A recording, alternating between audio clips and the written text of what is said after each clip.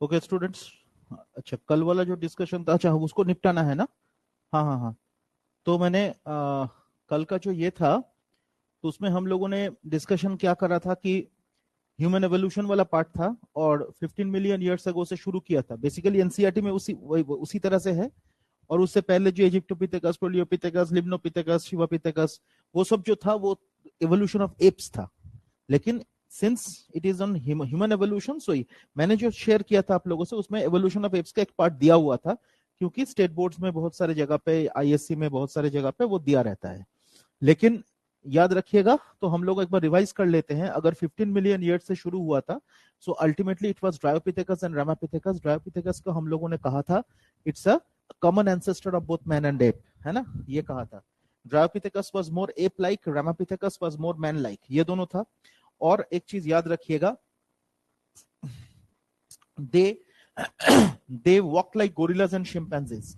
ये अगर एजर्शन है, उसका रीजन मैंने आपको बताया था, दे वर नकल वॉकर्स, पैर का उंगली को ऐसे करके चलता था। सो दे वर नकल walkers and therefore they were bent, है ना, अपराइट नहीं था।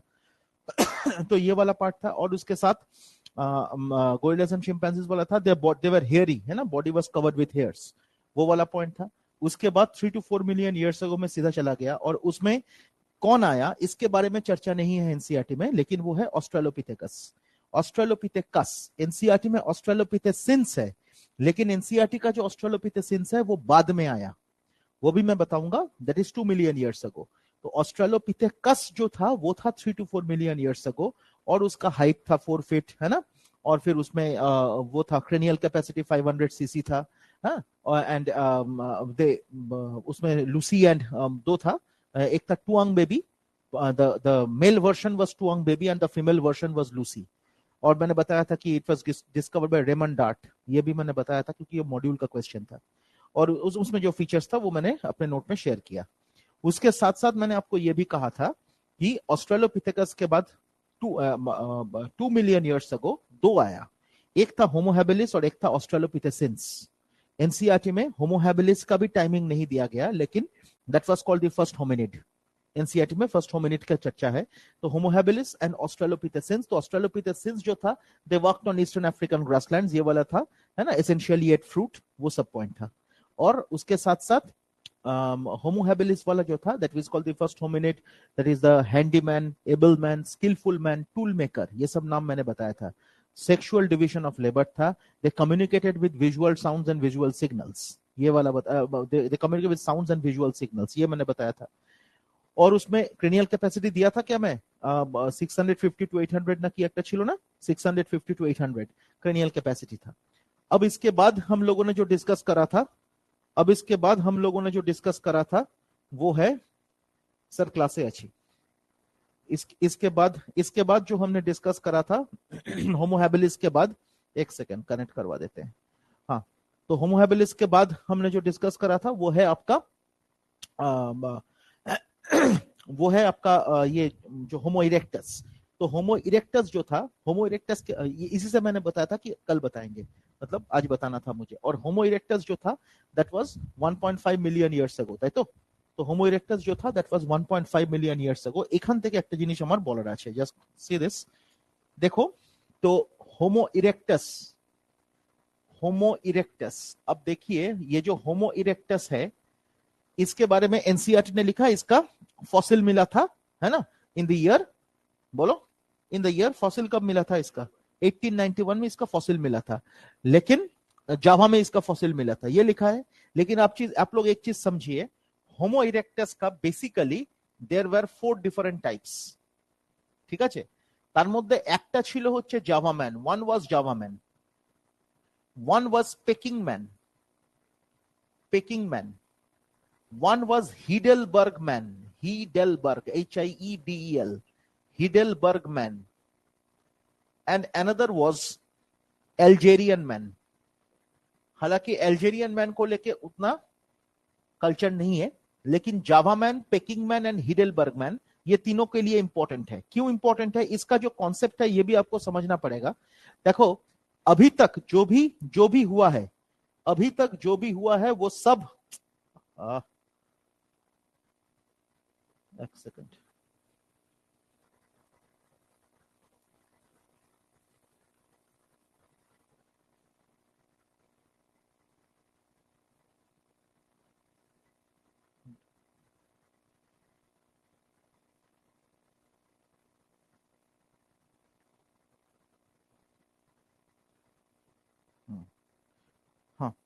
तो मैंने क्या कहा, अरे बाप रे सुजीता म्यूटेड, अच्छा रुक जा सब कर देते हैं,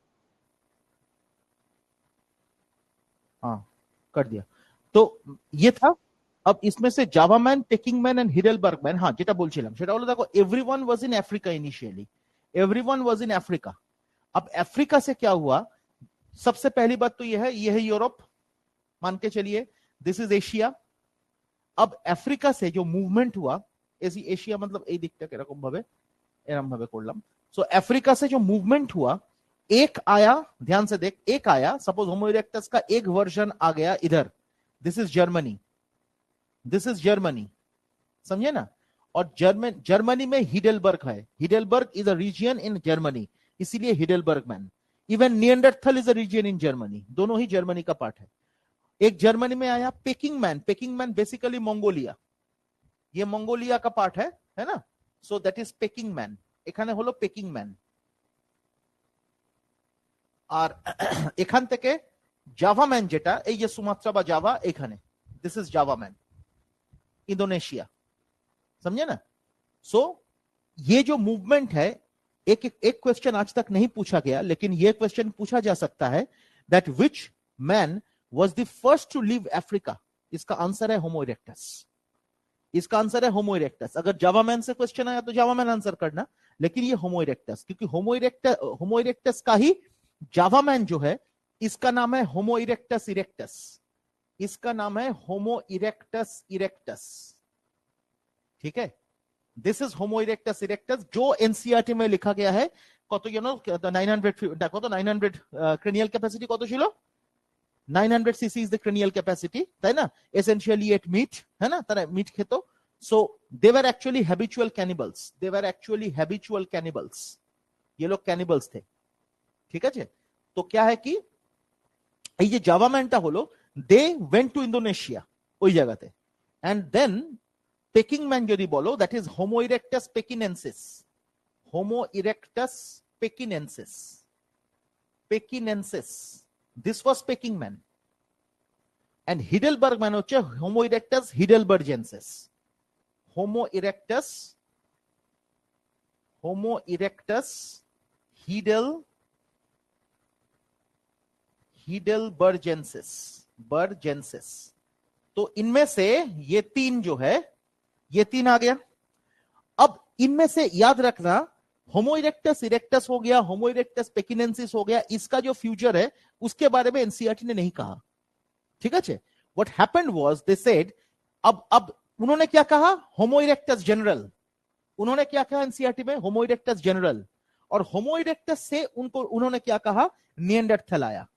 तो होमो इरेक्टस तो है ही, होमो इरेक्टस का कौन सा वर्जन ये नहीं लिखा।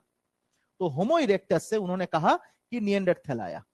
लेकिन आप अगर देखोगे तो ये जो निएंडरथल है, तो ये Neanderthal was found in the Neander valley, Neander valley है जर्मनी में। तो अल्टीमेटली একটা জিনিস যে Heidelberg is also in Germany, Neanderthal is also in Germany, and therefore ये actual Neander is also in Germany, therefore Heidelberg से ही Neanderthal का कनेक्शन था। ऐसा नहीं है कि जावा मैन से हिडेलबर्ग का कनेक्शन था। उन्होंने एनसीईआरटी इधर क्या किया ना, इनसे एनसीईआरटी ने लिखा होमो इरेक्टस, लेकिन यह भी लिखा कि फॉसिल वाज फाउंड इन जावा इन 1890। ये है प्रॉब्लम। लेकिन आपको यह समझना है कि होमो इरेक्टस का तीन वेराइटीज थे essentially, Java, packing and Heidelberg. उनमें से जावा मैन के बारे में एनसीईआरटी लिखा गया बिकॉज इसका फॉसिल मिला, और पेकिंग मैन के बारे में नहीं लिखा। और আরেকটা কথা, পেকিং ম্যানের নামটা আমি বলছি, কাট দেওয়া বলছি, I tell you the name. एक क्वेश्चन है आपके मॉड्यूल में, पेकिंग मैन हु टर्म्ड की वी बोध है, देखছি বলছি। अच्छा तो एनीवे, तो हिडेलबर्ग मैन से आया निएंडरथल, समझ में आ गया। तो अब जरा देखिए एक्चुअली निएंडरथल का जो ओरिजिन है Heidelberg is also Homo erectus, लेकिन होमो इरेक्टस हिडेलबर्जेंसिस, एनसीईआरटी ने वो नहीं लिखा। And then what he did was, अच्छा এইটার তোমার ক্রেনিয়াল ক্যাপাসিটি 900 सीसी, কোনো অসুবিধা নেই। अब निएंडरथल का जो टाइमिंग था दैट वाज 1 लाख से लेके 40,000।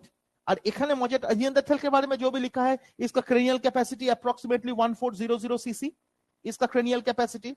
they covered their body with animal skins लिखा है, and they buried their dead, ये लिखा है एनसीईआरटी में, उसमें कोई प्रॉब्लम नहीं है।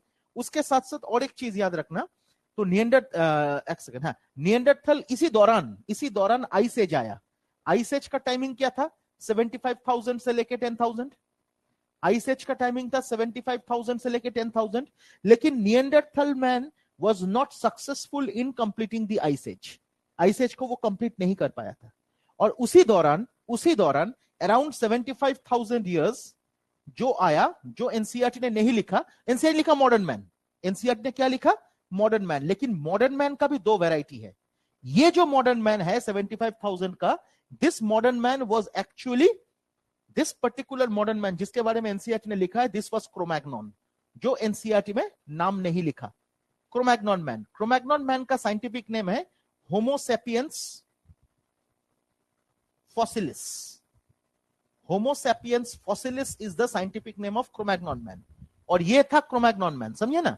तो ये जो 75,000 इयर्स से लेके up to almost 10,000 years, NCERT ने लिखा है 10,000 इयर्स तक, मतलब पूरा आइस एज को कवर किया। कौन किया? That was Cro-Magnon. लेकिन Neanderthal could not survive the entire ice age. 35,000 years वो आइस एज कवर कर पाया, बाकी टाइम पे वो नहीं कर पाया। लेकिन Cro-Magnon continued and Cro-Magnon sustained. এই যে ক্রোম্যাগনন ম্যানের কথা বলা হচ্ছে, এখান থেকে কোশ্চেন যেটা হবে সেটা হলো ক্রোম্যাগনন ম্যানের ক্রেনিয়াল ক্যাপাসিটি হচ্ছে highest 1650 CC. 1650 CC is the cranial capacity of Cro-Magnon man. এটা এনসিইআরটি তে লেখা নেই, কিন্তু এটা থেকে অনেক কোশ্চেন আছে।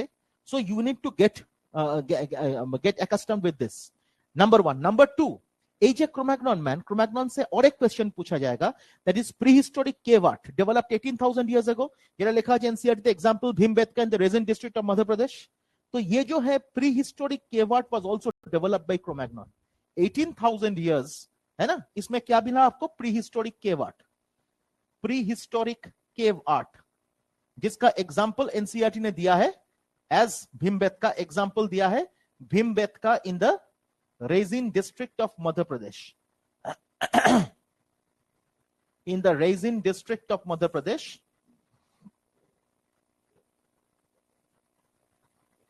Bhimbetka in the Raizin district of Madhya Pradesh। তো এই যে দেখছি 18,000 years, এই 18,000 years এর ক্ষেত্রে এটা আমরা পেলাম। তো prehistoric cave art was actually developed by Cro-Magnon man। समझ में आ गया?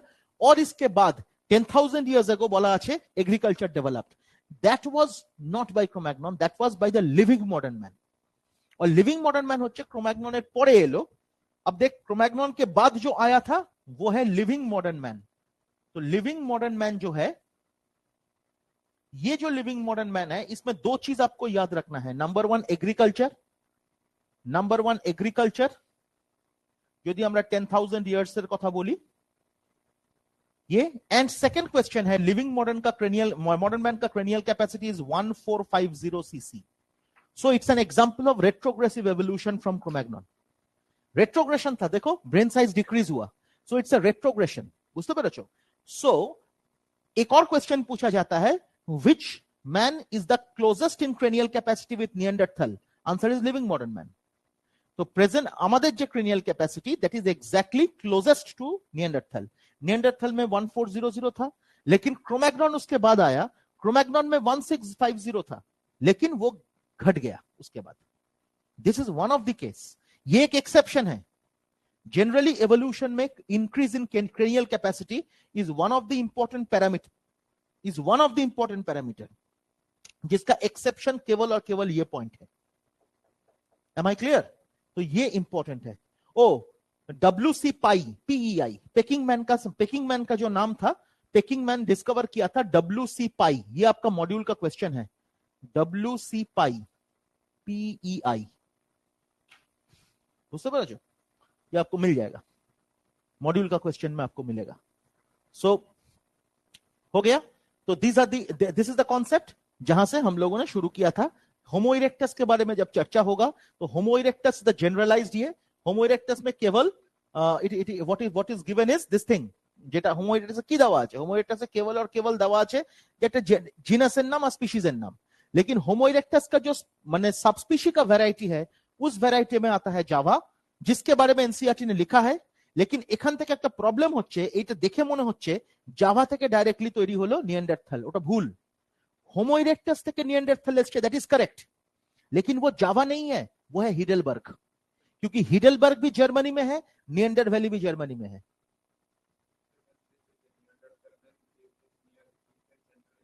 বলেছে নিয়েন্ডারথ্যালের যে ইস্টার্ন, হ্যাঁ এটা একটা গন্ডগোল, ईस्ट एंड सेंट्रल एशिया में उसको, सॉरी, निएंडरथल का जो पहला क्या कहते हैं उसको फॉसिल मिला, that was in Neander valley Germany, ওই জন্যই নাম হয়েছিল নিয়েন্ডার, ঠিক। কিন্তু তাদেরকে প্রেজেন্স পেয়েছি আমরা ইস্টার্ন সে, because they migrated from Germany. এই যে নিয়েন্ডারথল কি করলো, এই জার্মানিতে নিয়েন্ডারথল এলো, নিয়েন্ডার এলো, এবারে they migrated into east and central Asia, বুঝতে পেরেছো? এখান থেকে এরা মাইগ্রেট করলো into east and central Asia, Neanderthal migrate করলো। So they migrated from that particular part. Kintu why it was called Neanderthal? Because it was found, their fossil was discovered in the Neander Valley of Germany. तो Germany में वो क्या कर रहा था? তোমরা যদি দেখো নিয়েন্ডার ভ্যালি কোথায়, you will see it is in Germany. হিডেলবার্গ কোথায়, you will see it is in Germany. দুটোই জার্মানিতে। তার মানে they moved, কেন কি আমরা সবাই জানি যে ইউরেশিয়া মানে ইউরোপ এন্ড এশিয়া আর connected, so they moved from Europe to Asia, মানে ইউরোপ টু এশিয়া। ওই জন্য এনসিআরটি তে লেখা আছে মুভ টু ইস্ট। কি লিখেছে বল পট লাইনটা?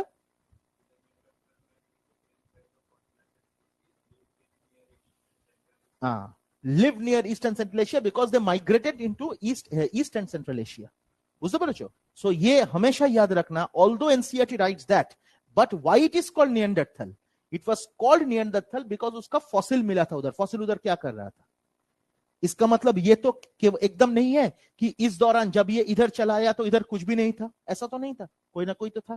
लेकिन हाँ, हम लोगों को ये एग्जाम्पल मिला है ये कि ईस्ट एंड सेंट्रल एशिया में भी निएंडरथल का प्रेजेंस है, और मोस्ट इंपॉर्टेंटली निएंडरथल नाम दिया गया बिकॉज इसका पहला फॉसिल मिला था इन निएंडर वैली ऑफ जर्मनी, और ऐसा ही फॉसिल इधर भी मिला, इसीलिए कहा गया कि देव, और ज्यादातर इधर मिला, लेकिन पहली बार मिला था इधर तो नाम दिया गया निएंडरथल। बाद में बहुत ज्यादा फॉसिल इधर मिला, and therefore it was said that they migrated from Europe into east and central Asia. Am I clear? Online students, is it clear?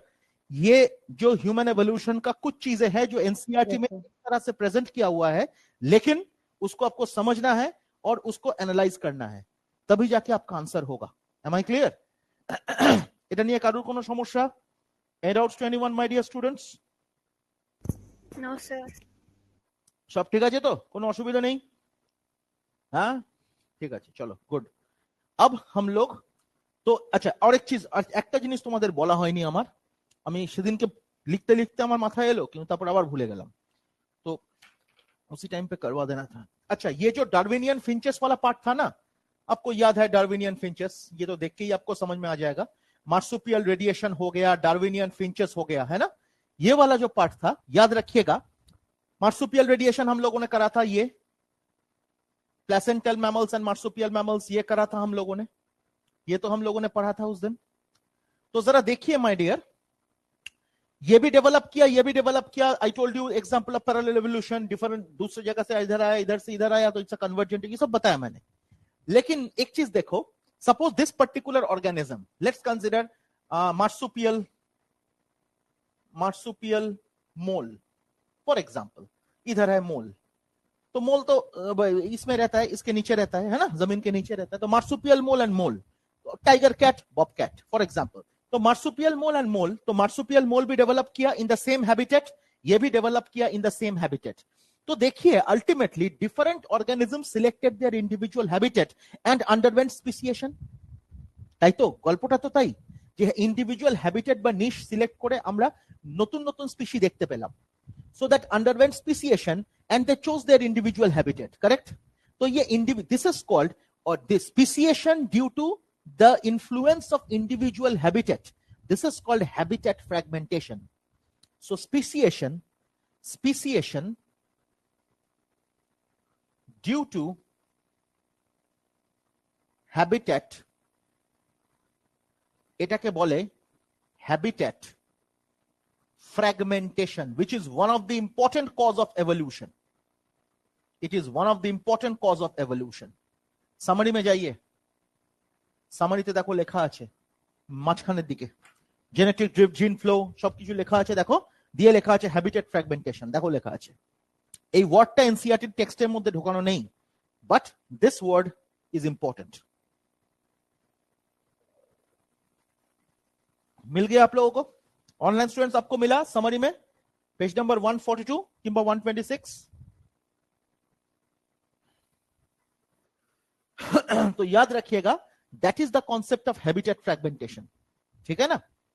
तो हैबिटेट फ्रैगमेंटेशन मतलब द फ्रैगमेंट मतलब टूट गया है ना, टूट गया, क्या टूटा? डिफरेंट स्पीशीज में टूट गया based on the individual habitats, ठीक है जी। कल का एग्जाम दिया था तुम लोगों ने फुल सिलेबस वाला? नहीं दिया? क्यों नहीं दिया? क्लास ছিল ক্লাস করবি না তারপরে দিবি? তারপরে দিবি?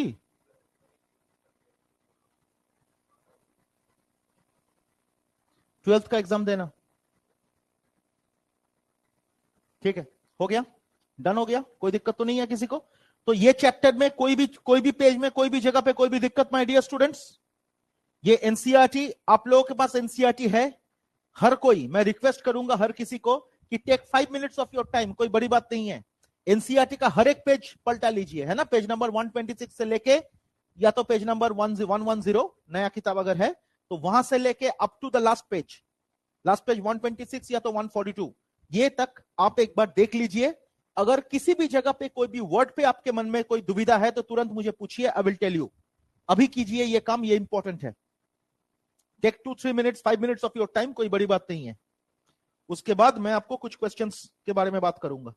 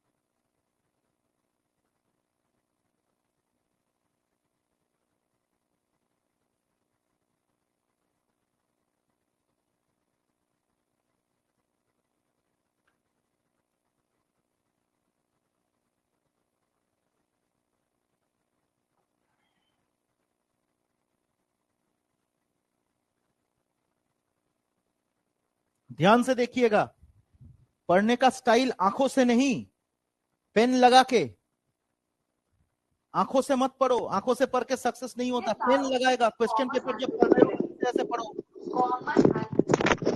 हाँ की बोलছিস? सर सुनाई नहीं दे रहा है बेटा, बताइए। हाँ बोलो। ऑन्टोजेनी रिकैपिटुलेट्स फाइलोजेनी सर, इसका मतलब समझना है। बहुत इजी है। ऑन्टोजेनी का मतलब क्या हो गया? The present character of the organism. और फाइलोजेनी मतलब the character of the group to which they belong, मतलब embryologic character of the organism. अच्छा, एम आई क्लियर? যদি আমরা বলি যে chordates, notochord, dorsal hollow nerve cord, pharyngeal gill cleft, post anal tail, अगर ये 4 फीचर कॉर्डेक्स का compulsion है तो अगर एडल्ट स्टेज में भी कोई ना कोई कैरेक्टर अगर है दिखा आपको, then you can definitely say that ontogeny recapitulates phylogeny, because इसमें यह कहा गया था, this was given by Haeckel. तो हेकल ने यह कहा था कि कुछ कुछ केसेस में, जैसे इन द गिल्स है ना, the gills present in case of the fishes exhibit pharyngeal gill slits. तो इसका मतलब यह हो गया कि एम्ब्रियोलॉजिक कैरेक्टर जो है, character of the group to which they belong जो है, वही कैरेक्टर एडल्ट में भी दिख गया। Got it? So ontogeny is a rapid, short and rapid recapitulation of phylogeny. Actual sentence টা হলো এটা, ontogeny is a short and rapid recapitulation, মানে কি recapitulation মানে মনে করা, দেখে মনে পড়ছে পুরনো জিনিসটা, So this is called recapitulation, and this is recapitulation theory or the biogenetic law of Haeckel. এটাকে তো ডিসকার্ড করেছিল না আবার? ডিসকার্ড করেছিল, সেটা এনসিইআরটি তে লেখা আছে। যদি ওই লাইনটা কপি পেস্ট হয় তাহলে তোমরা আনসার করবে, যেমন 2020 হয়েছিল 14 অক্টোবরের পেপারে, বাট অ্যাকচুয়ালি কেউ কাউকে ডিসকার্ড করেনি।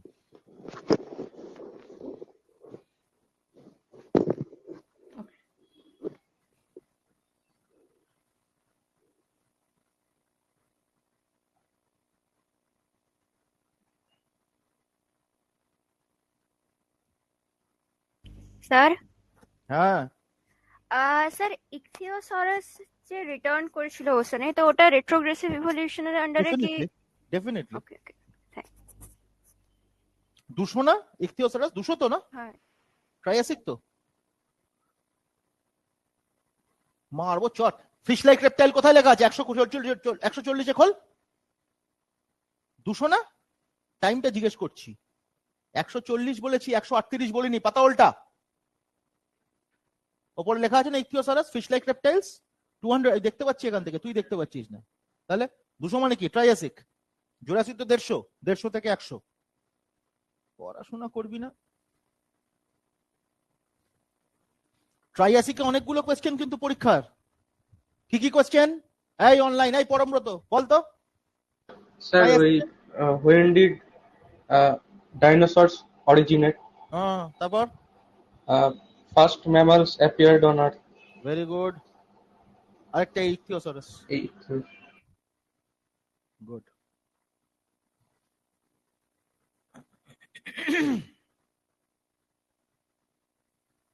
কালকে বোর্ডের পরীক্ষা ফিজিক্স? না স্যার, কেমিস্ট্রি। ও আচ্ছা, ফিজিক্স হয়ে গেছে? পাস করেছিস? ও, কেমন হয়েছে পেপার? আচ্ছা ভালো কথা। এই তোদের বলা হয়নি আমার একটা কথা, সবাইকে বলছি, অন্য ব্যাচে বলা হলো না, ভুলে গেলাম। আমাদের সিবিএসসির ফিজিক্স আর কেমিস্ট্রি পেপারটা একবার দেখে রাখবি বিফোর গোয়িং টু এক্সাম, ঠিক আছে?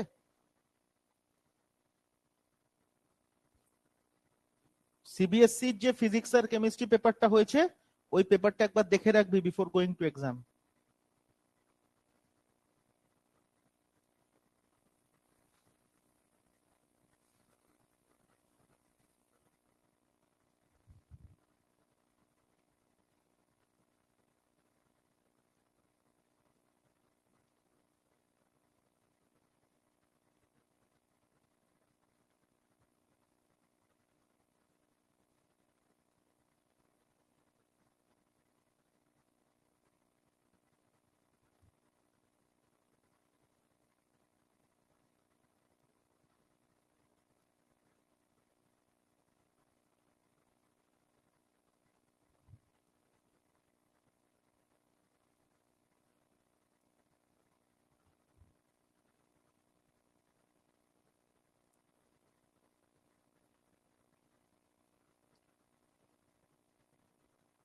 পেজ 126, 127, 128 ফার্স্ট প্যারাগ্রাফ হচ্ছে অরিজিন অফ লাইফ। 127 এর 126 এর সরি 128 এর সেকেন্ড প্যারাগ্রাফ থেকে শুরু হলো ওই ডারউইনের কথা, ম্যালয় আর্চিপেলাগোর কথা। আর 129 ইজ ভেরি ইম্পর্টেন্ট। ওখানেই তো বোধহয় লেখা আছে যে is evolution of process or result of a process, তাই না? ওখানেই আছে না, 129 এ আছে। হ্যাঁ, and Darwin talked of Darwin talked of reproductive fitness, sorry, ওখানে 29 এ আছে reproductive fitness। তারপরে 29 এই আবার ইম্পর্টেন্ট হচ্ছে epoch ওইটা epoch period and আমাদের কি বলে এরা, वो वाला था। उसके बाद एविडेंस ऑफ एवोल्यूशन में आपका फॉसिल एविडेंस है ना, डायनासोर का चर्चा था, सेडिमेंटारी रॉक्स का चर्चा था, ঠিক আছে? আরেকটা জিনিস, তোমরা রেডিও অ্যাক্টিভিটি সিলেবাসে আছে তোমাদের? হ্যাঁ, তো রেডিও অ্যাক্টিভিটি তোমাদের আছে তো?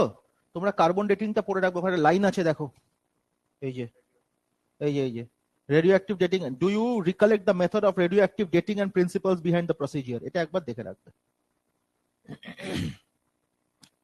নাহলে কেমিস্ট্রি স্যারকে বলবে একবার ছোট্ট করে বলে দেবে। হ্যাঁ, টিহাফ ফিহাফ এর এইসব গুলো একটু হালকা করে বলে দেবে। You people know it, ওটা ইজি। তো ওইটা হলো। তারপরে তোমার ওইখানেই page number 129 embryologic evidence of evolution আছে। তারপর থেকে শুরু হচ্ছে ইন্ডাস্ট্রিয়াল মেলানিজম। তো 130 ইন্ডাস্ট্রিয়াল মেলানিজম চললো। ইন্ডাস্ট্রিয়াল মেলানিজম চলতে চলতে ওখানে আরেকটা ইম্পর্টেন্ট হচ্ছে, এর আবার কি হলো, হ্যাঁ হ্যাঁ 130 হ্যাঁ, তারপরে ডাইভার্জেন্ট হোমোলোগাস অ্যানালোগাস চলতে থাকলো। আচ্ছা এক্সাম্পল গুলো লিখেছিস আমি যেটা পাঠিয়েছিলাম? সব কমপ্লিট তো? হ্যাঁ, দেখেছিস কত important? All the examples of plants, হ্যাঁ না? ভিটিস ফিটিস ছিল, দেখেছিস তো বোধহয়? হ্যাঁ,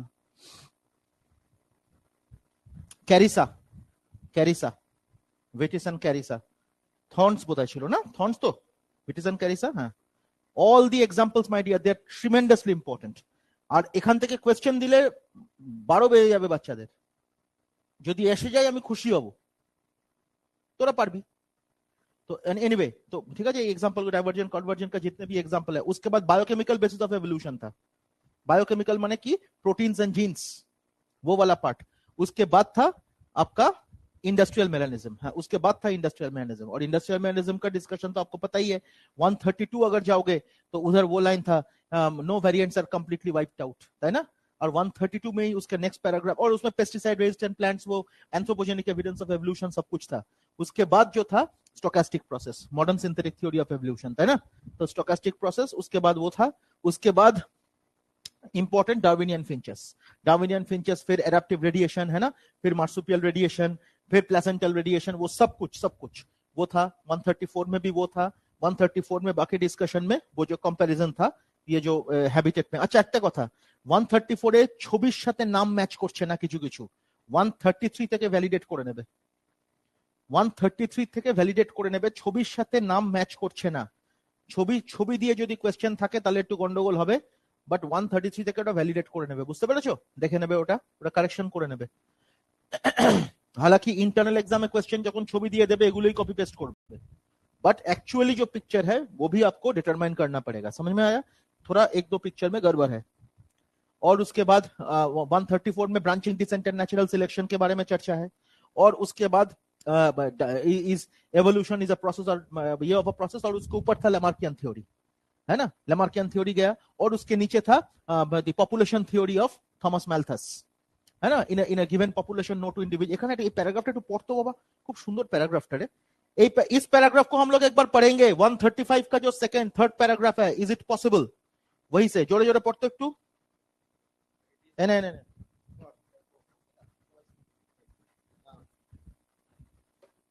It is possible that the work of Thomas Malthus on populations influenced Darwin. Natural selection is based on certain observations which are factual. For example, this is the statement based question. Natural selection, কি আমি বললাম? Natural selection is based on certain observations which are factual. This line mark करिए, statement based question में पूछा जाएगा।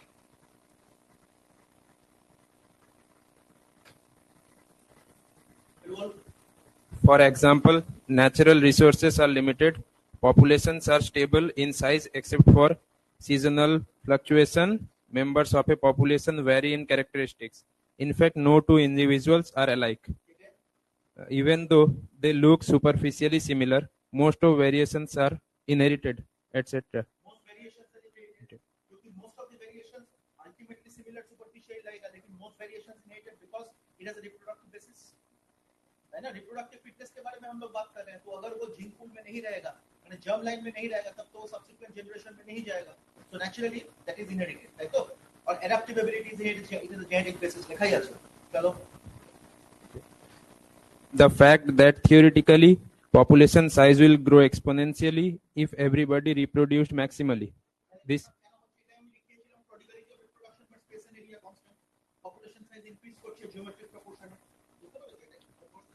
This fact can be seen in a growing bacterial population, and the fact that population size in reality are limited means that there had been competition for resources.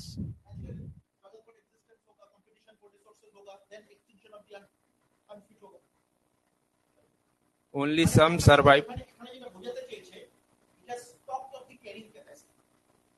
Carrying capacity मतलब the limit beyond which there can be no increase in population. The limit beyond which there can be no increase in population.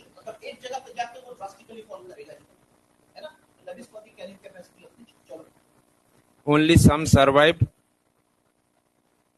and that there had been only that some survived and grew at the cost of others that could not flourish. The novelty and brilliant insight of Darwin was this. He asserted that variations which are heritable and which make resource utilization better for few, adapted to habitat better, will enable only those to reproduce and leave more progeny.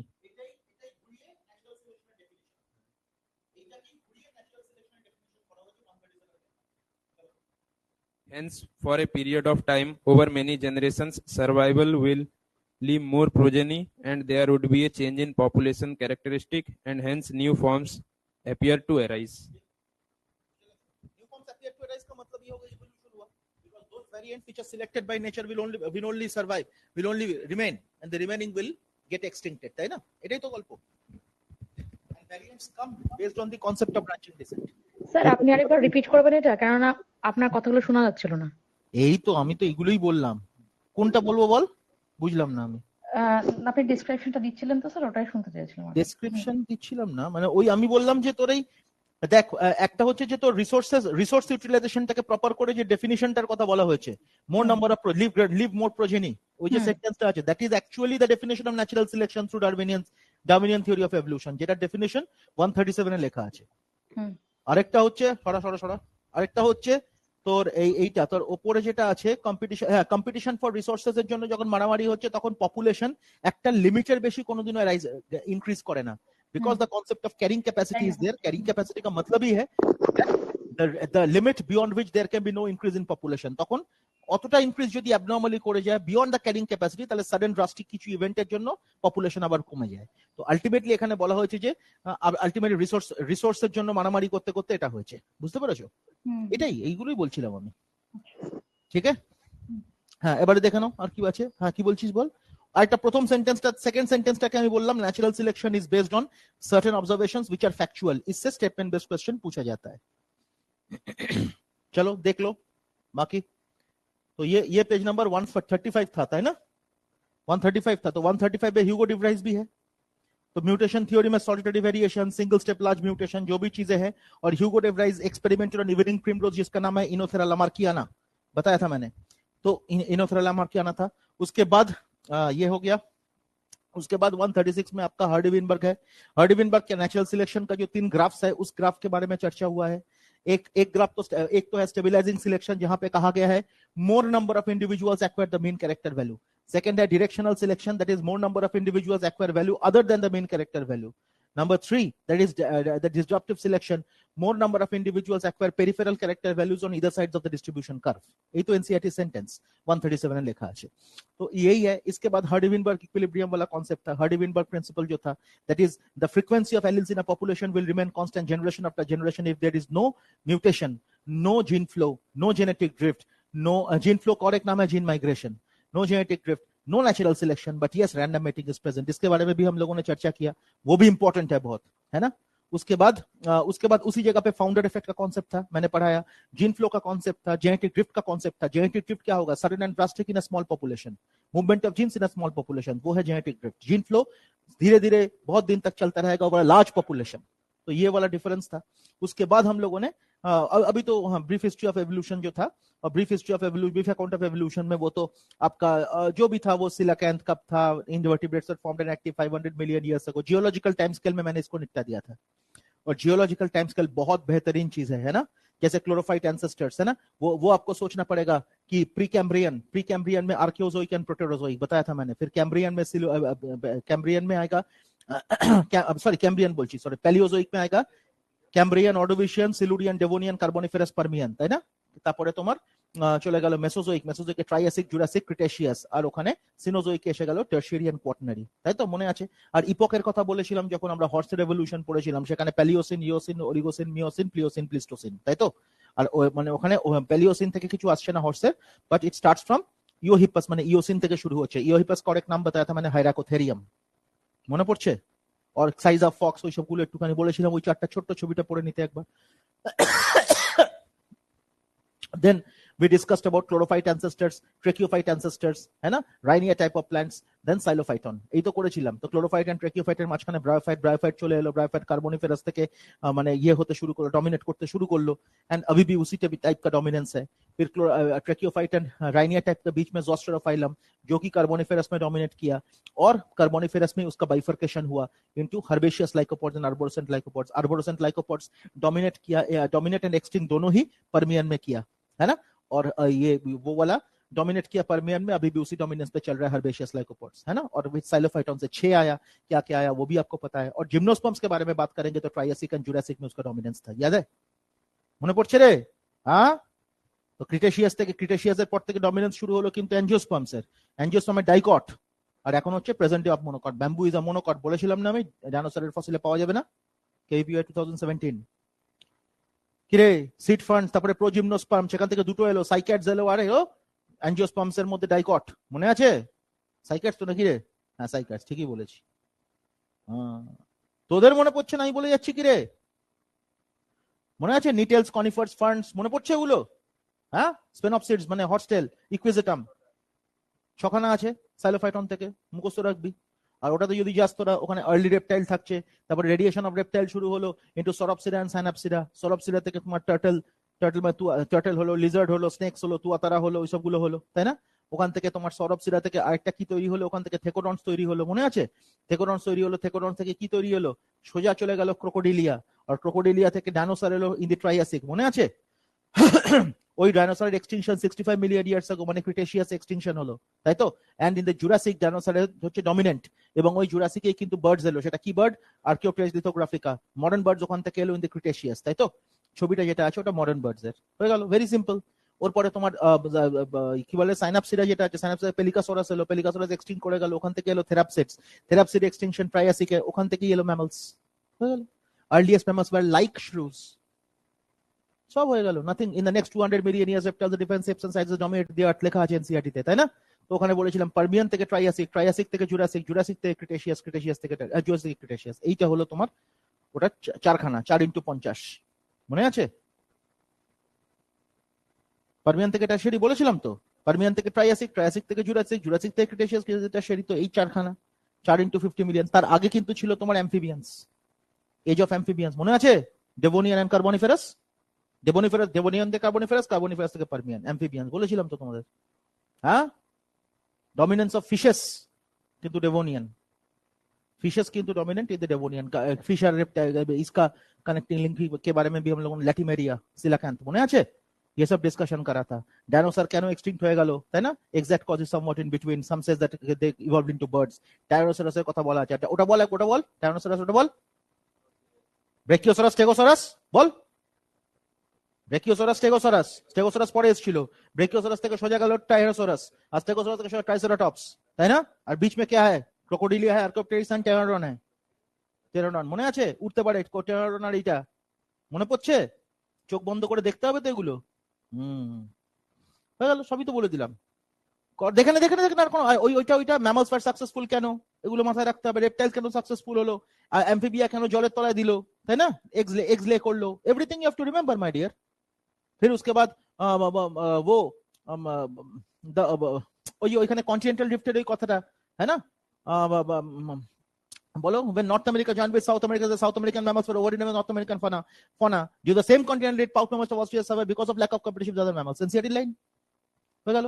তারপরে পরে সেন্টেন্সে তোমার চলে এলো তোমার the most কি জানো, আরে the most successful evolution of man was language, skill and self consciousness, যেটা parallel evolution example, the development of human brain and language। কি রে, তাই তো? সব পাচ্ছিস তো, কোনো অসুবিধা নেই। আর ওখানে হ্যাঁ একটা কথা, পেজ নাম্বার 141 এ দেখো, skull of chimpanzee, baby chimpanzee and skull of man, এইটা সিমিলার কেন লিখে রাখ, 99.9% ক্রোমোসোমাল সিমিলারিটি। এটা দেওয়া আছে কেন এনসিইআরটি তে, তার কারণটা এটাই। শিম্পাঞ্জিকে বলা হয় মোস্ট, ওপরে লেখ, ছবির পাশে লেখ, 99.9% chromosomal similarity between chimpanzee and man and humans. इसका लॉजिक ये है, और शिम्पैंजी को कहा जाता है मोस्ट इंटेलिजेंट एप, समझे? नाउ कॉम्पिटेंसी बेस्ड क्वेश्चन का जो है वो आपको भेज दिया था मैंने सभी को। कॉम्पिटेंसी बेस्ड क्वेश्चन जो है ये सॉफ्ट कॉपी सभी को भेज दिया था मैंने। বিড়বিড় করছিস কেন? পাঠিয়েছিলাম কি পাঠাইনি বল? পাঠাইনি, তো বলবি তো পাঠাইনি, তো না বলতে অসুবিধা কি আছে? দাঁড়া,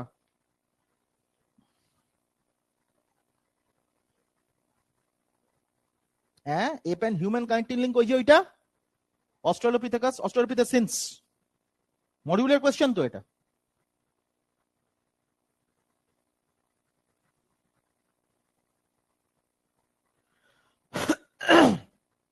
अच्छा, एक सेकंड होल्ड कीजिए।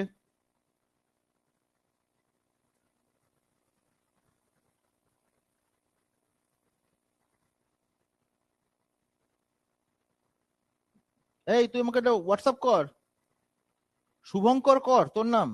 বাহ, তাহলে আমার নাম মনে আছে, তোর পড়াশোনা মনে থাকে না, আমার তোর নাম মনে আছে। দাঁড়া দেখছি, কর শুভঙ্কর কর, পাঠিয়ে দিচ্ছি আমি। সবাইকে গ্রুপে দাও, सभी को ग्रुप में डाल दीजिए। বাকি তোদের কাছে আছে তো? সৃজিতা পরমব্রত তোদের কাছে আছে তো? হ্যাঁ স্যার। বাস ঠিক আছে, এখান থেকে সব হয়ে যাবে, ডান हो जाएगा बेटा। और इससे क्वेश्चंस निपटाना है।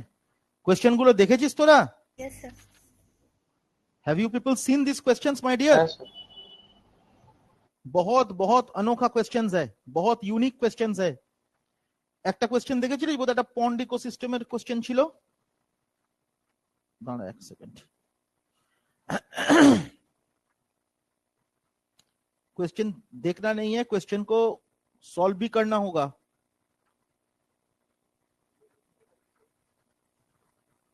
আছে রে বাবা, আছে আছে, সবই আছে, যখন দিয়েছি তখন তো থাকবেই। এই তো পেজ নাম্বার 54। খুব ইম্পর্টেন্ট কোয়েশ্চেন এটা, খুবই ভালো কোয়েশ্चन। हर एक क्वेश्चन को आप लोग कवर करना, हर एक क्वेश्चन को करना पड़ेगा। একটা দুটো কোশ্চেন, সবকটা কোশ্চেনই ভালো, একটা দুটো কোশ্চেন দেখে নিতে পারবি এখানে।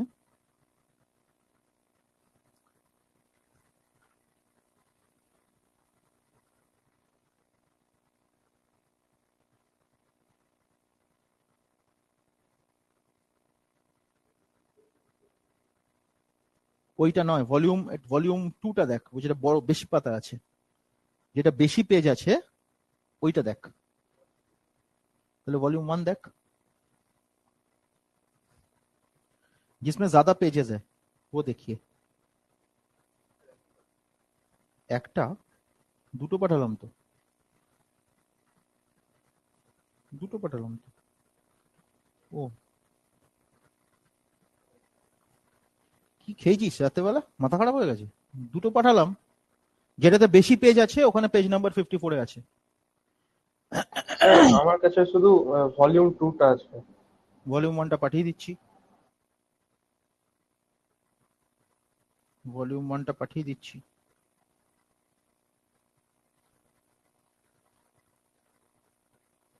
সৃজিতা তোর কাছে কি দুটোই আছে? হ্যাঁ আমার কাছে দুটোই আছে। ঠিক আছে,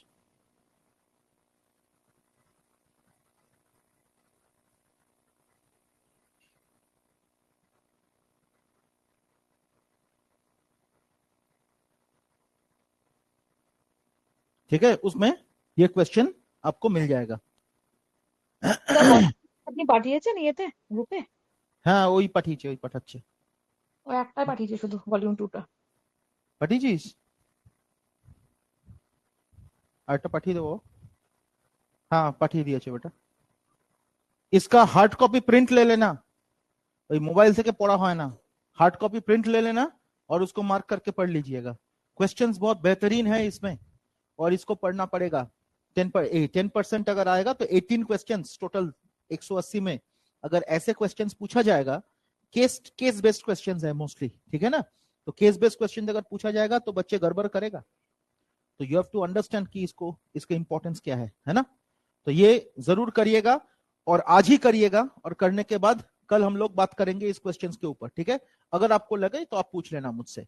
अभी हम लोग एक काम करते हैं, एवोल्यूशन वाला को क्लोज करते हैं, एवोल्यूशन क्लोज करते हैं। एवोल्यूशन का पीछे का थ्योरेटिकल क्वेश्चन करना है, एनसीईआरटी एग्जाम्पलर का एवोल्यूशन का क्वेश्चंस निपटाना है। बताया था ना एक क्वेश्चन मैंने आपको, pre existing variants in population वाला, तो एनसीईआरटी एग्जाम्पलर का भी क्वेश्चंस निपटाना है।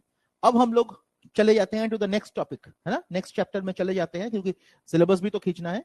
तो नेक्स्ट टॉपिक जाएंगे तो that is human health and disease. समझ में आया? तो एवोल्यूशन के बाद जूलॉजी में आता है ह्यूमन हेल्थ एंड डिजीज, तो ह्यूमन हेल्थ एंड डिजीज शुरू कर देते हैं हम लोग। ठीक है, सबसे पहली बात तो ये है my dear, human health and disease जहां से शुरू हो रहा है उस पेज को निकालिए। ह्यूमन हेल्थ एंड डिजीज जहां शुरू हो रहा है उस पेज को निकालिए, उसके बाएं तरफ देखिए, बाएं तरफ फोटोग्राफ है एम एस स्वामीनाथन का। तो एम एस स्वामीनाथन से प्रोबेबल क्वेश्चन क्या क्या हो सकता है? Number 1, M S Swaminathan is the father of green revolution in India. Number 2, M S Swaminathan was awarded the Bharat Ratna in 2024। लिख लीजिए उधर, M S Swaminathan was awarded the Bharat Ratna. Last year M S Swaminathan को भारत रत्न दिया गया था, বুঝতে পেরেছো? এই কোশ্চেনটা লাস্ট ইয়ার আমি এক্সপেক্ট করেছিলাম, আসেনি, হতে পারে এই বছর এসে যায়। और since he is a Bharat Ratna, मतलब हाईएस्ट सिविलियन अवार्ड मिला उनको, तो इसीलिए maybe this can be a question. बुझते पेरेछो? और ये आउट ऑफ बॉक्स क्वेश्चन नहीं है। और इसके साथ नाम है नॉर्मन बोरलॉग। देखिए नॉर्मन बोरलॉग का भी कंट्रीब्यूशन के बारे में बात किया गया। तो ये एक्चुअली बायोटेक्नोलॉजी वाला पार्ट में पूछा जाएगा, लेकिन सिंस ये ह्यूमन हेल्थ एंड डिजीज का पहला पेज के लेफ्ट साइड में लिखा हुआ है तो मैंने बता दिया। याद रखिएगा कि एनसीईआरटी में इंडियन साइंटिस्ट का फोटोग्राफ कहां कहां दिया हुआ है। मैं एक बार इसको शायद पहले भी बोला था आप लोगों को। एक तो है आपका वॉल्यूम 1 में पेज नंबर 124 में जीएन रामाचंद्रन, जहां पे बहुत इंपॉर्टेंट डिस्कशन है। रामाचंद्रन से डायरेक्ट क्वेश्चन पूछा गया था 2020, आई एम सॉरी, हाँ 2020, जीएन एक सेकंड ना, 2019 रामाचंद्रन से पूछा गया था 2019, पर्टिकुलरली उड़ीसा नीट हुआ था 2019 में। फनी बोल के एक तूफान आया था, इसके लिए उड़ीसा का नीट अलग से हुआ था। That was on 21 of May 2019। तो उस एग्जाम में डायरेक्टली पूछा गया था रामाचंद्रन प्लॉट। और 6 मई का जो पेपर था उसमें भी रामाचंद्रन प्लॉट पूछा गया था, लेकिन डिफरेंट वे में पूछा गया था। समझे ना? तो इंपॉर्टेंट है, कोलाजन का डिस्कशन इंपॉर्टेंट है। उधर और एक साइंटिस्ट का नाम दिया हुआ है, दैट इज लाइनस पॉलिंग। उधर उसी पैराग्राफ में और एक साइंटिस्ट का नाम दिया गया है, लाइनस पॉलिंग, और उसमें secondary helical structure, alpha helix, beta sheets, इसके बारे में डिस्कशन है ना। तो secondary helical structure of collagen, उसके बारे में चर्चा है। और उसी में जीएन रामाचंद्रन का कंट्रीब्यूशन है। একটা জিনিস বলে রাখছি তোমাদের, आप लोगों को पता है कि बायोटेक्नोलॉजी का जो एनसीईआरटी है, ये एनसीईआरटी नहीं, बायोटेक्नोलॉजी जो लोग सीबीएसई में पढ़ता है एज अ सब्जेक्ट, उसका भी एनसीईआरटी होता है। और उस एनसीईआरटी का वॉल्यूम 1 और वॉल्यूम 2 दोनों होता है। उसका वॉल्यूम 1 में रामाचंद्रन प्लॉट के बारे में विस्तार से बात किया गया है। तो अभी नीट जो है वो केवल फिजिक्स केमिस्ट्री बायोलॉजी रहने से नहीं होता है। फिजिक्स केमिस्ट्री बायोटेक्नोलॉजी भी अगर किसी का है वो भी नीट दे सकता है, तो वो भी अपने लिए इंपॉर्टेंट है। समझे ना? तो रामाचंद्रन प्लॉट जरूर पढ़िएगा। 2019 के बाद सवाल नहीं आया तो हो सकता है 2025 में उसका रिपीटिशन हो। तो पहला जो इंडियन साइंटिस्ट है जिसके बारे में एनसीईआरटी में फोटोग्राफ है वो है जीएन रामाचंद्रन। सेकेंड वॉल्यूम 2 में है पंचानन माहेश्वरी, जहां पे प्लांट वाला पार्ट से जो शुरू हो रहा है, पंचानन माहेश्वरी, वेरी इंपॉर्टेंट। अच्छा, थर्ड है एम एस स्वामीनाथन, फोर्थ है रामदेव मिश्रा। ঠিক আছে, রামদেव मिश्रा জানো तो ऑल दीज आर इंपॉर्टेंट, एगुलो तुम्हादेरके पढ़ते হবে। ये तो पढ़ना ही पड़ेगा, वो पैराग्राफ को भी आपको पढ़ना पड़ेगा सही से। समझ में आ गया? जैसे कि आपको एग्जांपल देते हैं, 2021 तक ऑल्टरनेटली इंडियन साइंटिस्ट और फॉरेन साइंटिस्ट का एक क्वेश्चन पूछा जाता था नीट में। जैसे 2018 में पूछा गया था मेंडल का टाइम, लाइफ टाइम, वो एनसीईआरटी में है, 2018 का पेपर था। 2019 में पूछा गया जीएन रामाचंद्रन, 2020 में पूछा गया कार्ल हांस वॉन बेयर, तो एरम भवे एम एस स्वामीनाथन 2021 में। तो ऐसे करके every alternate year Indian scientist and foreign scientist का सवाल पूछा जाता है। 2017 में, मुझे अभी भी याद है, 2017 में 17 या 16 में पूछा गया था, वो एकदम पहले, Darwin of the 20th century, है ना? कौन है? Ernst Mayer. तो Ernst Mayr, MAYR, Ernst Mayr. तो Mayr and Mayer, this two are different, है ना? तो Mayer is histology, MAYER is histology, মানে কয়েন দ্য টার্ম হিস্টোলজি। বুঝতে পেরেছো? কিন্তু এখানে হয়ে গেল মায়ার, MAYR, Darwin of 20th century, লেখাই আছে ওটা। 1905 থেকে 2005, 1904 থেকে 2004, 100 বছর, 100 বছর বেঁচে ছিল। वो वाला क्वेश्चन भी इंपॉर्टेंट है, वो लिविंग वर्ल्ड के पहले लेफ्ट साइड में दिया हुआ है, volume 1।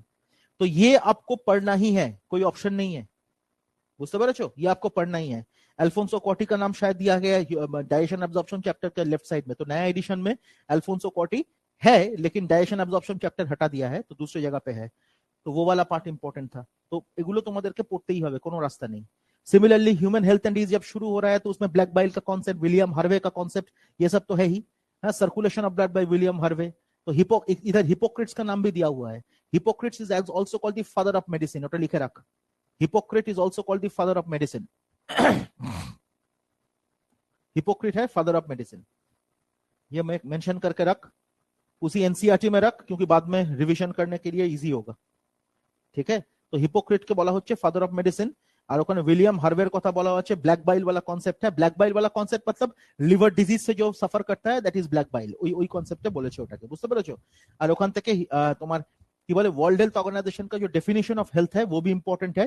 It's a state of complete physical, mental and social wellbeing, mental, physical and social wellbeing and not merely the absence of disease और इन्फर्मिटी। डेफिनेशन क्या है लिख देते हैं हम। Health is a state of complete, health is a state of complete mental, physical and social well-being and not merely the absence of disease or infirmities। Infirmities মানে disease causing agents, তাই তো। তো health is the state of complete, এটা হলো definition given by world health organisation 1942, WHO का definition in 1948, I am sorry 1948 पे इसका definition दिया गया था। तो it's a state of complete mental, physical, और এই হেলথের ডেফিনিশনের রেপ্লিকা দেওয়া আছে reproductive health definition. Reproductive health अगर चैप्टर खोलते हो तो उसमें आप देखोगे फर्स्ट पैराग्राफ में यही हेल्थ का जो डेफिनेशन है इसी का रिप्रोडक्टिव हेल्थ के टर्म्स पे डेफिनेशन का रेप्लिका है। किरे এটা জানিস তো তোরা অনলাइन स्टूडेंट्स? तो रिप्रोडक्टिव हेल्थ का भी जो डेफिनेशन है, मैं पढ़तो একটুখানি रिप्रोडक्टिव हेल्थ डेफिनेशनটা।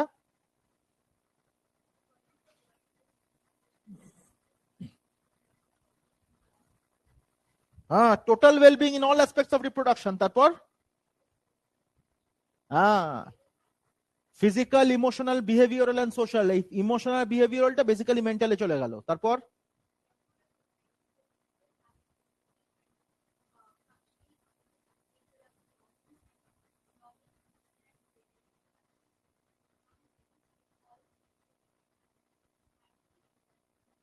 ठीक है।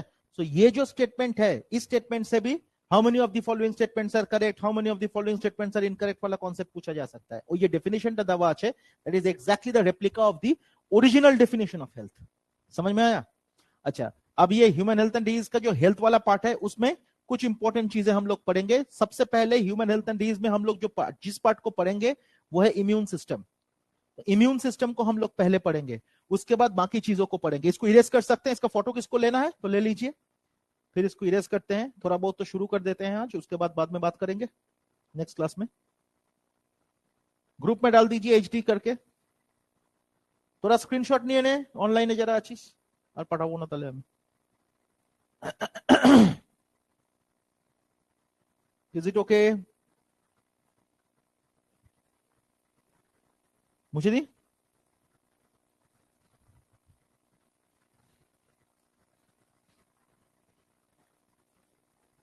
কিরে আমার ক্লাস করে চাপ লাগছে, প্রেসারে এসে গেছিস নাকি মনে হচ্ছে চান্স পাবি?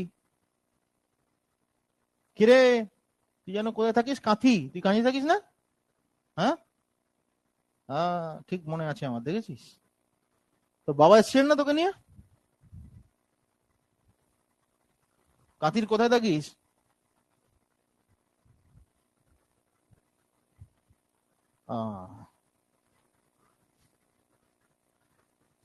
কাজু বাদামটা বড় ভালো পাওয়া যায়, কাঁথি জায়গাটা ভালো, খারাপ না। কবে যেন গেলাম আমি একবার, আচ্ছা লাস্ট শায়দ জুলাই অগস্টে গেছিলাম একবার।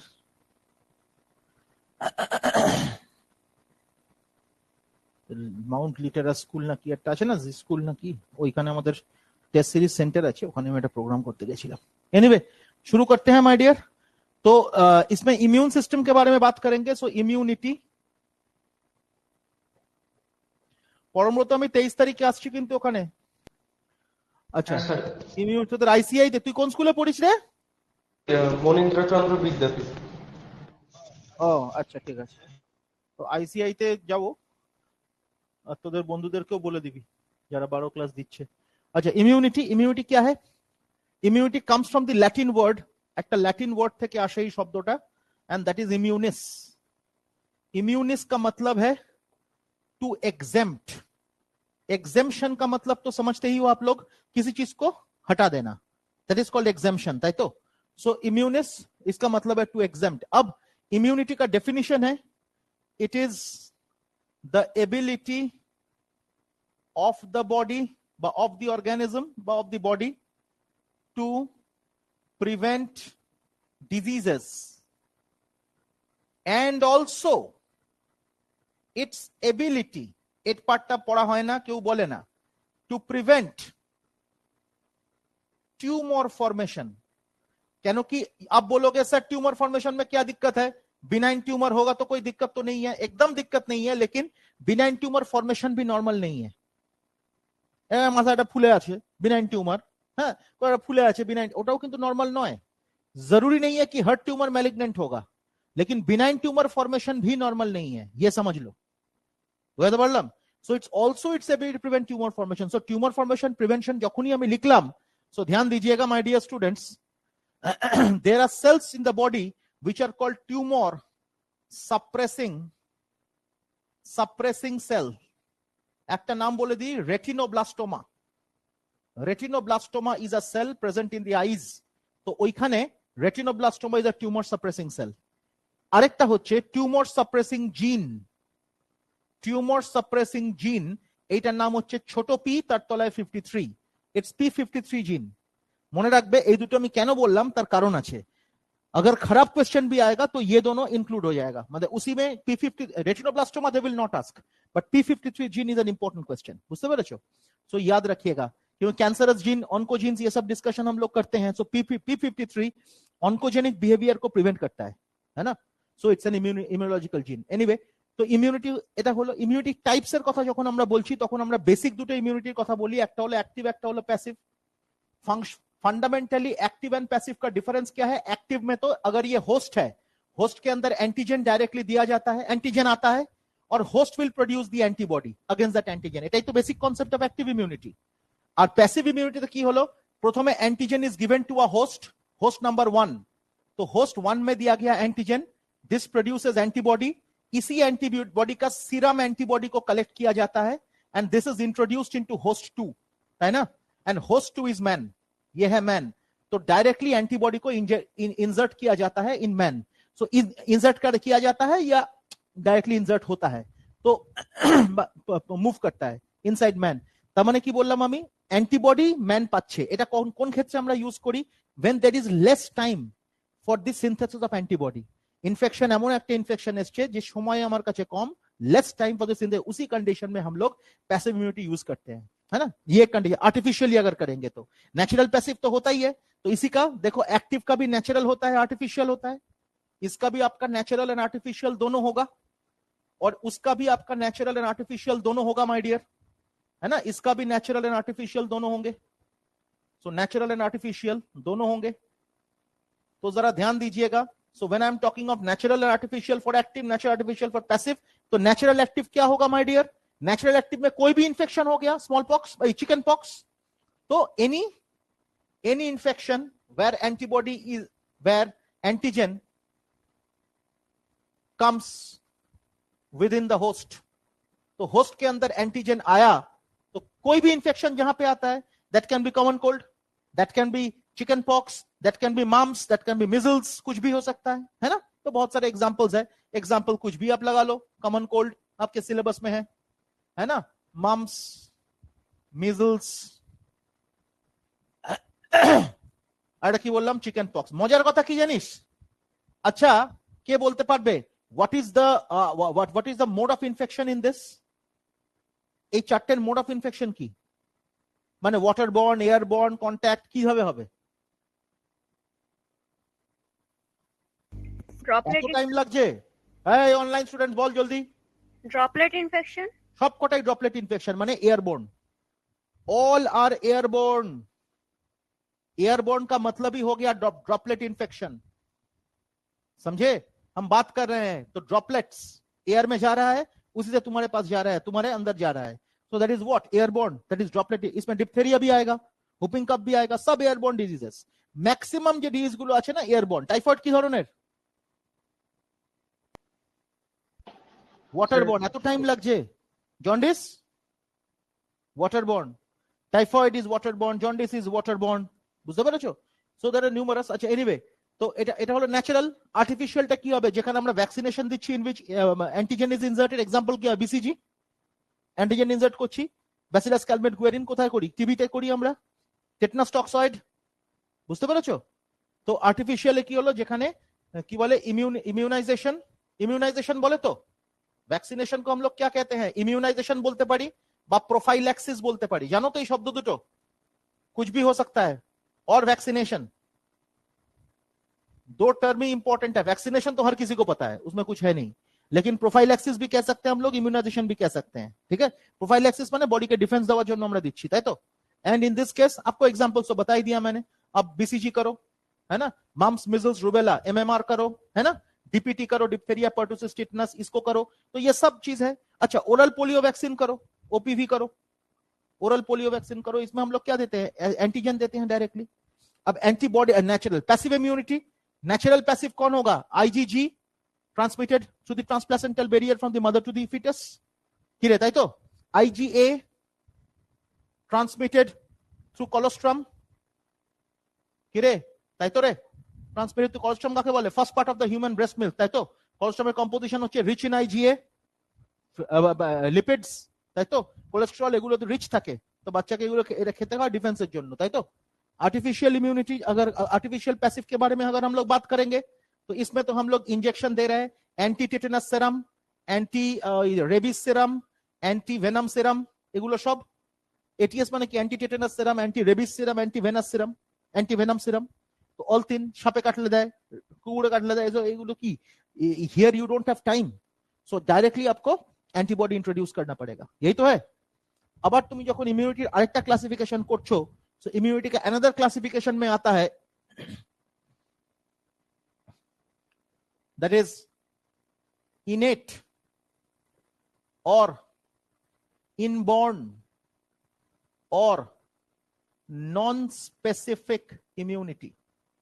इनेट और इनबॉर्न और नॉन स्पेसिफिक इम्यूनिटी, ये एक है।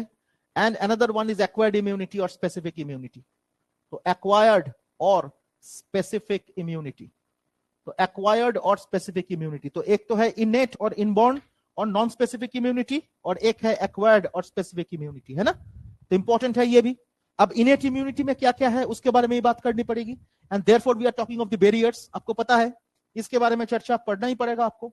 सो we are talking of the barriers, NCERT में भी इसका डिस्कशन है। बैरियर्स में क्या आएगा? एनाटॉमिकल बैरियर सबसे पहले, एनाटॉमिकल बैरियर, फिर आएगा फिजियोलॉजिकल बैरियर, एनाटॉमिकल बैरियर हो गया, फिजियोलॉजिकल बैरियर हो गया, cytokine barrier, cytokine barrier, cytokine barrier का मतलब क्या हो गया?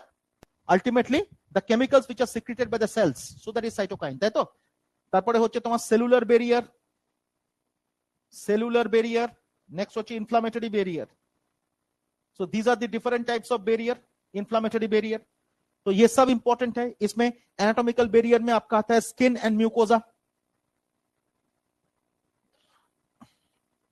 स्किन का एक पर्टिकुलर पीएच है, द स्किन है स्लाइटली एसिडिक पीएच 4.8 6.8 ওটার pH 6.8 দুটোর pH এর কথা বলা হয়।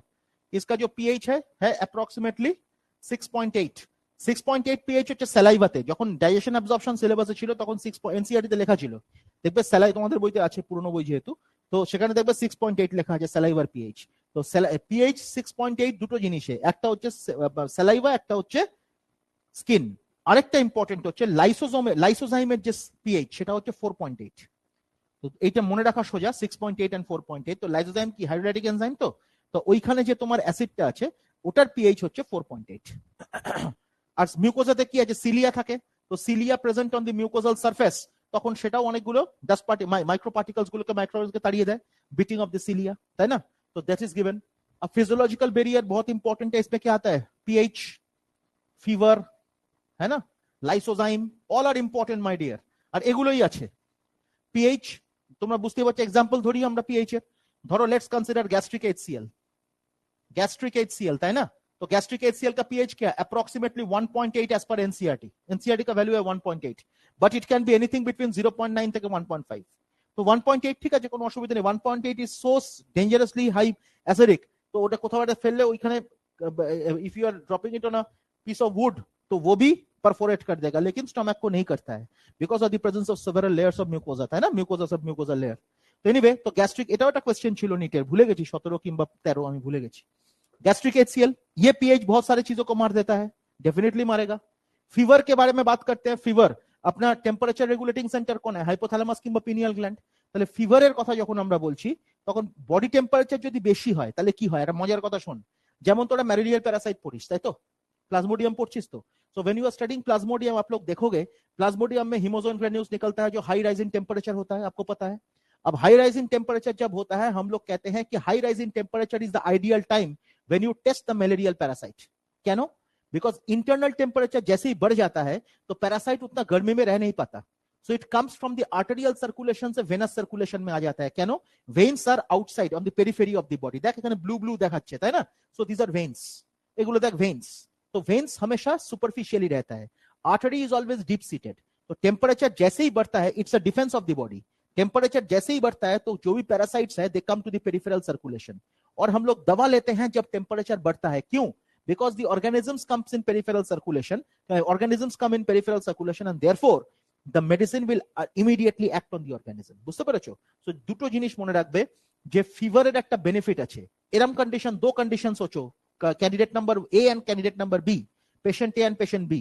पेशेंट ए का सीवियर कंडीशन है जहां पे फीवर ही नहीं हो रहा है लेकिन पेशेंट सकम कर रहा है, और एक पेशेंट को हल्का सा कुछ हुआ है और फीवर हो गया। कौन ज्यादा रिस्पॉन्सिव है?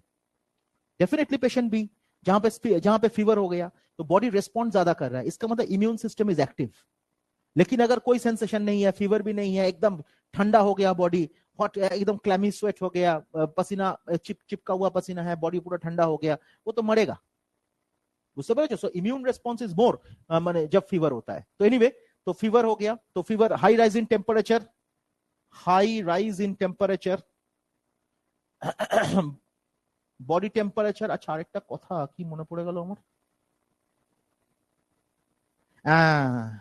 এটা তোরা এই লাইনটা তোরা পড়েছিস কিনা? এই পেজ নাম্বার 43 খোল তো, ভলিউম 1, এই ভলিউম 2 সরি 43 খোল তো।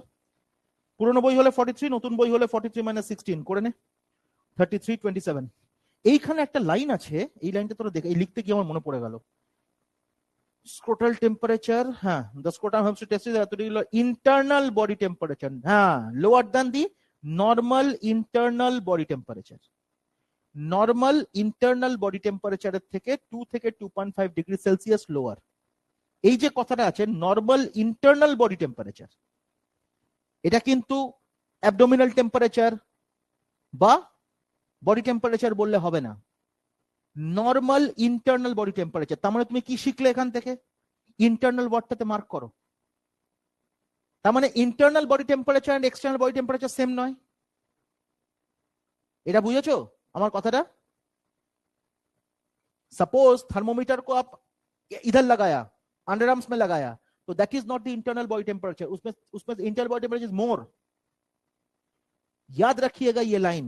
আমি এটা কেন বলছি তার কারণ আছে, যে বললাম ফিভার ইন্টারনাল বডি টেম্পারেচার को इंक्रीज करवा दिया। স্ক্রোটাম, স্ক্রোটাল স্যাক, তার মধ্যে যে টেস্টিস আসছে, testis first it was exposed to a higher temperature because that was a normal internal body temperature, external temperature noy, I am touching here, this is the external temperature, but हमेशा याद रखिएगा when I am talking of the internal of the body, that is normal internal body temperature। लोग body temperature बोल के छोड़ देता है, that is absolute nonsense। normal internal body, normal body temperature बोल के छोड़ देते हैं, no, normal body temperature কোনটা? মোস্টলি আমরা এক্সটার্নাল চিন্তা করি, normal internal body temperature is important. এই ওয়ার্ডটার উপরে আমি লিখতে গিয়ে হঠাৎ করে মনে পড়ে গেল, কেন কি লিখছিলাম বোধহয় কিছু একটা, এই যে high rise in body temperature লিখছিলাম, হঠাৎ মনে পড়ে গেল এই কথাটা আমার। তো high rise in internal body temperature হবে, বুঝতে পেরেছো? अब नहीं लिखते तो आप याद ही नहीं आता आपका, आपका वो लाइन मिस हो जाता। আমি অ্যাজারশন করে দেবো, আমি দুটো স্টেটমেন্ট লিখে দেবো যে higher than the normal body temperature, वो স্টেটমেন্ট गलत है। বুঝতে পারছো? ইন্টারনাল বডি টেম্পারেচার, বুঝতে পারছো? এটা বুঝতে হবে। বডি টেম্পারেচার না, বডি টেম্পারেচার বললে চলবে, কিন্তু যদি বলে एक्सटर्नल बॉडी टेम्परेचर তাহলে वो गलत है। बॉडी टेम्परेचर में तो इंटरनल बॉडी टेम्परेचर आ सकता है, लेकिन अगर हम कहते हैं normal, that can also be correct, but normal external body temperature gone, गलत है, वो इंटरनल बॉडी टेम्परेचर। तो फीवर की হলো high rise in internal body temperature হবে, and therefore it will throw away, है ना, the parasites will move towards the peripheral circulation। peripheral circulation মানে বডির পেরিফেরিতে কি আছে? veins, so it will go to the venous circulation। বুঝতে পেরেছো? so therefore it will push the parasites to the peripheral circulation, peripheral circulation। বুঝতে পারলি? Time হয়ে গেছে না? ঠিক আছে, রেকর্ড আমি কালকে পরের दिन করব, साइटोकाइन तो लंबा डिस्कशन করব, tomorrow will discuss on this. ठीक है? और ये क्वेश्चंस आज ही निपटा लेना बेटा, जो मैंने शेयर किया आप लोगों के साथ। ठीक है ऑनलाइन स्टूडेंट्स, समझ में आया आप लोगों को? Hopefully things are okay with you. कल हम लोग डिस्कस करेंगे about cytokine barriers and the other barriers, है ना, डाउन द लाइन। चलिए, थैंक यू। Thank you. इसका फोटो ले लीजिए।